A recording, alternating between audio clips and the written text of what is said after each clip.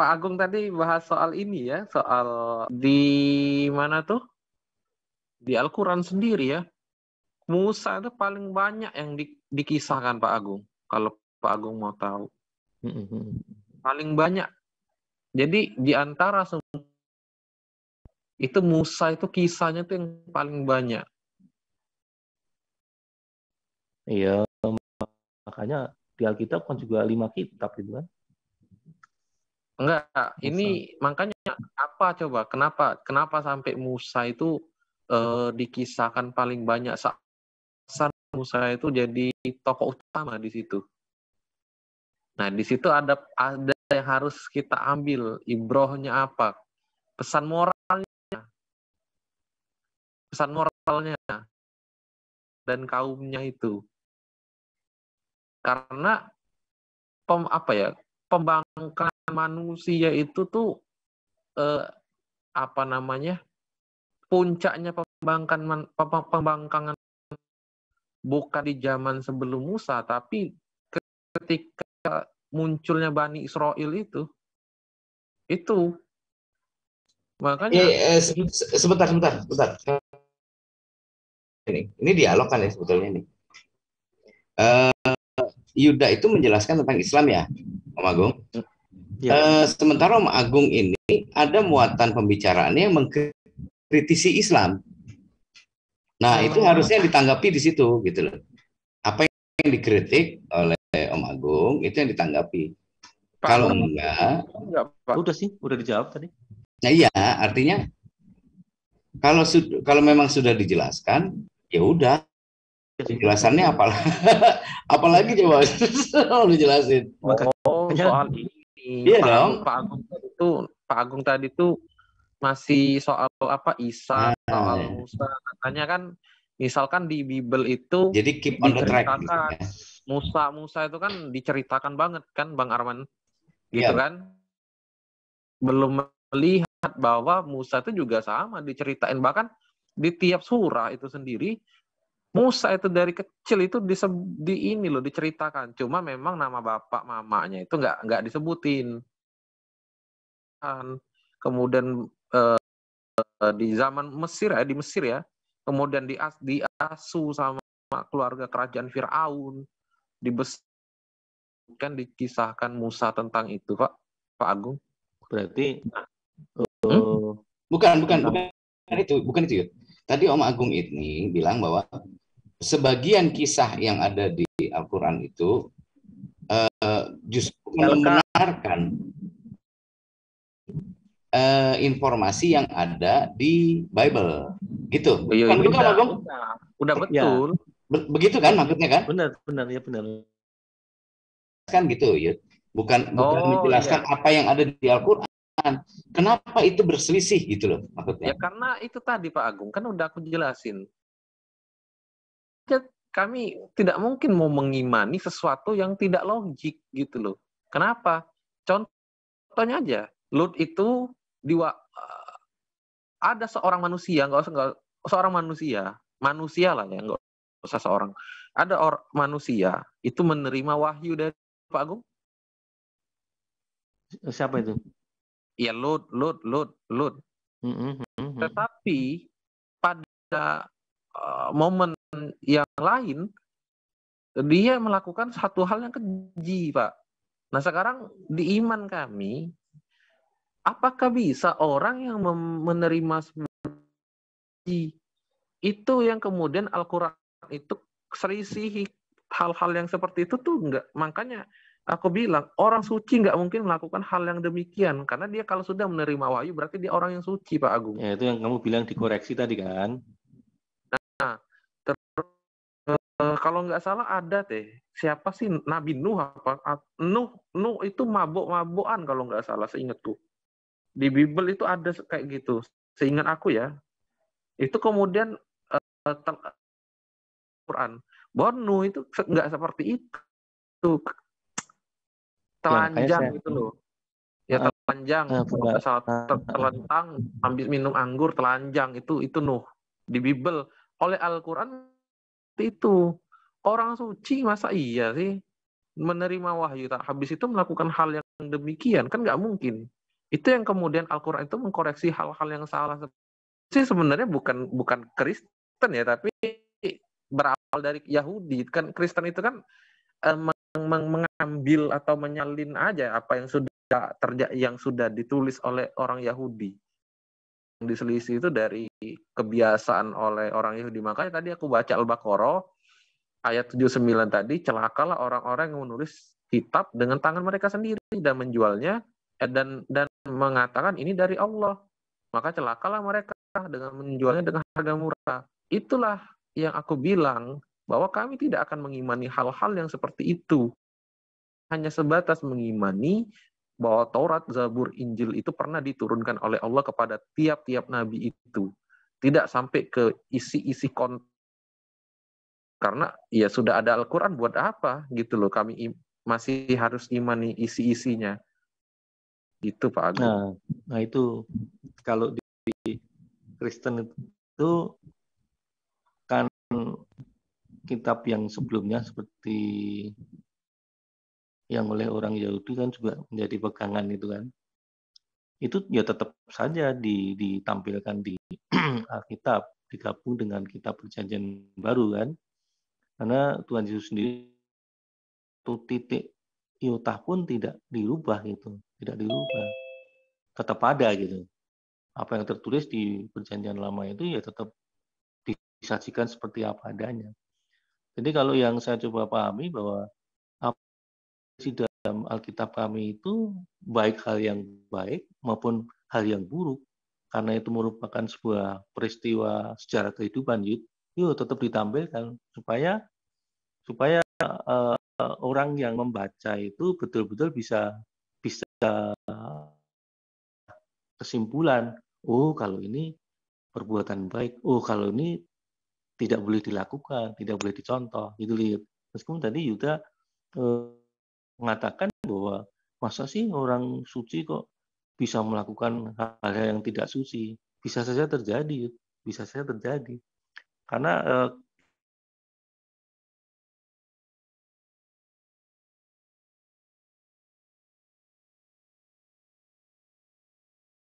aku juga nggak hafal sih, apa Daud atau siapa gitu loh, itu pernah melakukan yang tidak seharusnya dilakukan gitu. Tapi kan ada pengampunan kalau nggak salah di hal yang baik maupun hal yang buruk itu ditayangkan sesuai dengan realita peristiwa kejadiannya. Nah kalau Al-Quran yang barusan juga bilang itu kan itu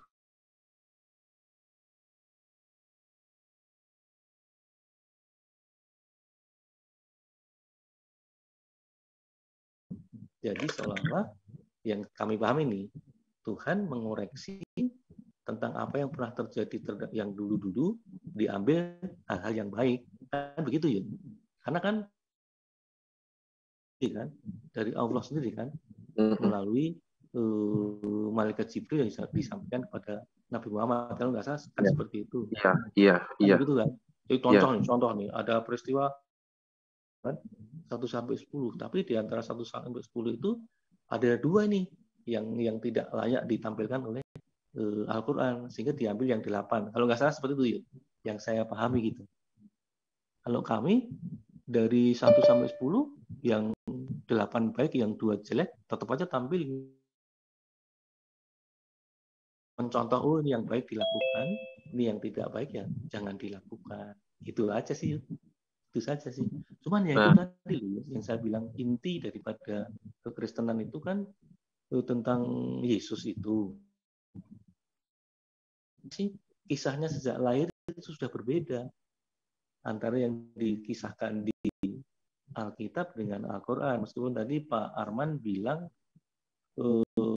seolah-olah saya mengkritisi menyalahkan Al-Quran gitu kan. Enggak seperti itu. Islam. Kenapa sih kok itu aja sih? Ya, ini yang itu namanya kritik, Om. Artinya kalau misalnya Bible mengkisahkan keseluruhan baik ataupun buruk dari seseorang, sementara Islam gitu kan, menurut Om gitu kan? Kan itu bentuknya adalah kritik kan?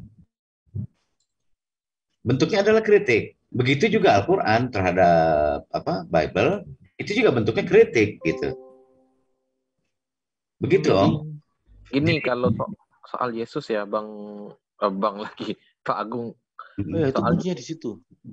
Soal Yesus, kalau soal Yesus, ini persempit lagi nih Pak Agung.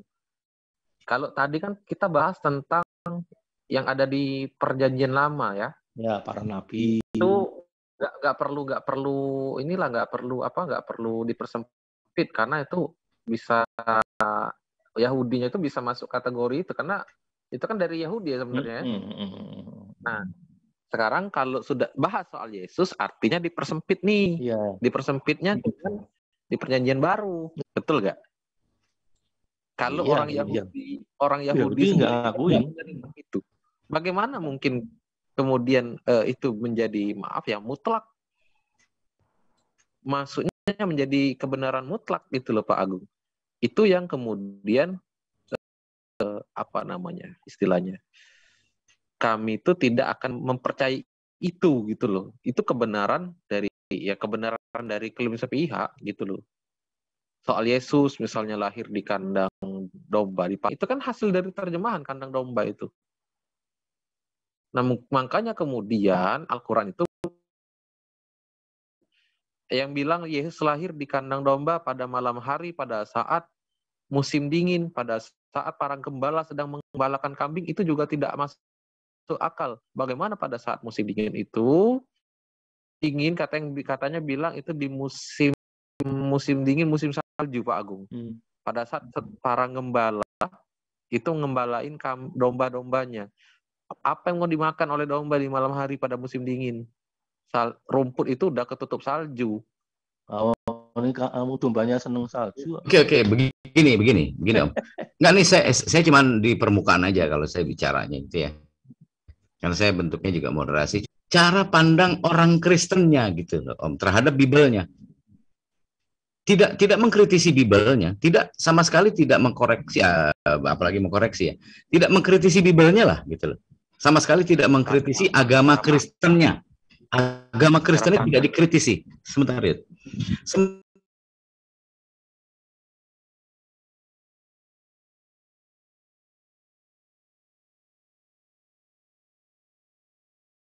Kritisi Islamnya.